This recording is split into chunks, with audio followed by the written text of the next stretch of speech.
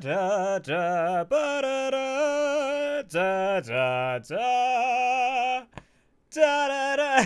Hey there, folks, and welcome. Happy Jurassic World Dominion release week. It's time to talk some dinosaurs. Jurassic World hasn't been exactly the best movie franchise. However, Jurassic World Dominion, it's really good. It's absolutely knocks everything out of the park, and I'm so excited to talk to you about it because every single review I've read, it's like saying that it's a 1-star film, that it's a terrible film.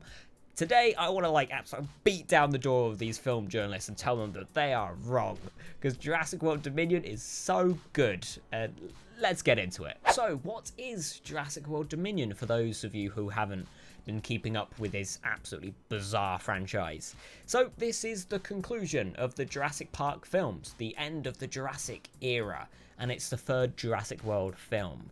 It continues after Jurassic World Fallen Kingdom, where basically the dinosaurs are taken from Isla Nublar, which is the original island from Jurassic Park, onto the mainland, which they quickly escape from. So now we're just living with dinosaurs and getting eaten quite a lot, basically. This one takes place about 4 years after that, so we've sort of learned to adapt.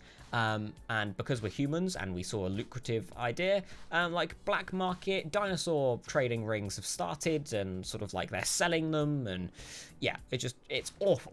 But also a new company similar to InGen, and also very similar to Apple in our universe, has sparked up, who's trying to control the world and its ecosystem through using the science of Jurassic World and these dinosaurs. Enter the original cast, who are here to sort of save the day, and we're off to the races. And I am going to put a quick disclaimer here that I dislike Chris Pratt very much. He is not a good part of these films, and he is not the reason I'm watching them. The reason I'm watching them is because Jeff Goldblum's in them, basically. Yeah, I dislike that man. And speaking of Jeff Goldblum and things I love, let's get into why I love this film. And actually, let's start with Jeff Goldblum, because Jeff Goldblum, my favourite human being to ever have walked this earth. He is my favourite person. And he's in this film, and he's great. He goes full Goldblum. He's the most Jeff Goldblum has ever been, and I love it. He's so good in this film. He brings back Ian Malcolm, one of my favourite characters of all time in all of Hollywood. And he escalates him even more. He makes him even better because he's managed to find this balance between Jeff Goldblum and this serious scientist character. He does it really well. There's a scene in this, and I'm going to talk minor spoilers. It's not that important, but there's a bit in this film where he unbuttons his shirts, and then a character looks at him weird, like, why are you doing that? And then he buttons it back up. It's so funny. It's so good. Oh, I love him. I love it so much. Next up, let's talk about the score. And again, I can't really talk about music that well. I'm not educated enough on music. However, I love there's a lack of the Jurassic Park theme in this film. You don't really hear it that much apart from once. And even when it is used, it's toned down. It's not super loud. It's not the main part of this film. The actual score is original and it sounds great. I do love it that they haven't weaponized this nostalgia. They're not using it as a crutch for this film. It's not the main selling point of this film. And I think that's what this film's all about, in fact. They don't do that for a majority of this film. Yes, there's a lot of fan service. It's made for the fans. This film very much is the conclusion and the saying goodbye to these characters. So of course, it's going to be quite fan-based. But there's 2 reasons why I think this is okay. One, if you're not a fan of Jurassic Park, don't watch this film. Just don't watch it. There's probably better stuff out there for you. I'm sorry, just give this one a pass. However, it is still a great film because the fan service is done so well. It's so subtle and so well thought out that makes fan service so good. Similar to things what they're doing over on the Star Wars side with The Mandalorian and the Book of Boba Fett and Kenobi. It's got a lot of fan service in it, but it's done well because it makes sense, because the writing has been thought about. The big thing of this film is that the original 3 have come back. And people have been complaining about that, but it makes sense because in this film we're dealing with sort of this espionage, trying to shut down this company for doing bad dinosaur things. So of course you're going to bring in Dr. Alan Grant and Ian Malcolm and Ellie Sattler, because they're experts at this, especially Jeff Goldblum's character, because he's a whistleblower. In the second film, like, he's dealing with blowing the whistle on Jurassic Park and what that did to him. So it makes sense. The writing is clever, surprisingly, for a dinosaur movie. And when you think about it, when you watch this film, like, they don't do really big things. Like, Jeff Goldblum doesn't say, life finds a way. He doesn't say that in any of this film. It's subtle, it's done well, which makes it a good film, in my opinion, because it makes me feel things.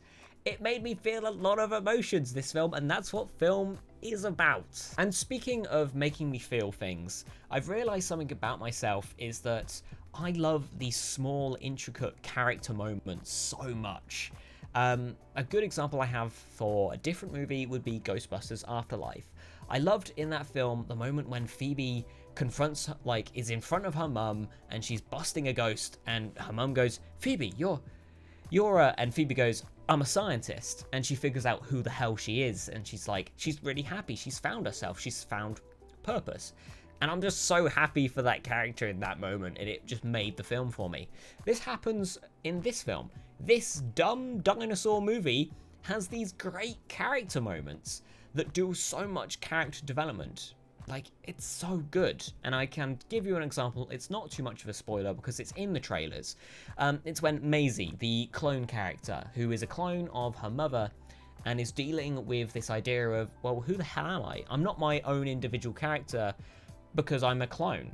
I'm not my own person. However, like, she's not confident. However, at the end of this, an hour and 50 minutes in, she's found purpose. She's found who she is, because she's confronted with a dinosaur and she goes, eyes on me. And she does, like, the Chris Pratt, like, controlling the dinosaur with her hand thing. And it's so good. It made me so happy for that character. I'm like, you go. You are awesome in this situation, and I love it. Moments like these are so special because it pushes the envelope for what films can do. If films can make you feel something, can make you feel connected, but also can inspire you, can make you feel happy, then that's amazing. It is cinema. And I know you're going to get annoyed at me for throwing that word at Jurassic World Dominion, but that's what it is. And the fact that Jurassic World Dominion, a movie about dinosaurs, decided to make its big, good, like, character development moments, and its interesting ones in the characters and the way they talk and the conversations they have, and not the action. Like, I didn't really care about the action in this film, although it is good and it's got some great horror moments. I actually loved the character development. I loved the characters talking together. That's a sophisticated directing choice for this genre of film, and it is so good. I think people are overlooking how much work has gone into this film.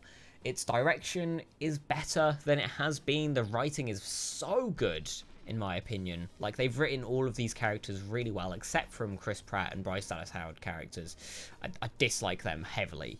And its cinematography, again, is so good. In this film, there are actual scary moments, and it's shot so well. It's so interesting to look at. It's got the best cinematography since the first film, which is saying something, because The Lost World's shot really well. So, that was my review, very unhinged and chaotic review of Jurassic World Dominion. Go see it. Go tell me what you think of this film, because I think you need to see it before you make a judgment, before you watch reviews and go, you know what, I'm just going to give this a pass. No, go watch it, because it is fun. Try and just switch your brain off and go watch this film, because it is very fun, and then come back and be like, actually, you know what, on a filmmaking level, pretty good. Thank you so much for watching whatever the hell the last 14 minutes was. It does really mean a lot, and thank you for so many views on my last video. Kind of crazy, especially as it was more of a passion project of mine and not a review. Kind of amazing. You people are amazing. You know what? It is Pride Month, and I'm going to put it out there. I am proud of you. I am proud of all of you for who you are and what you do. Thank you so much for watching this video, and can you do me one more thing before you head out and go watch this film? Can you just have a lovely day? Thank you.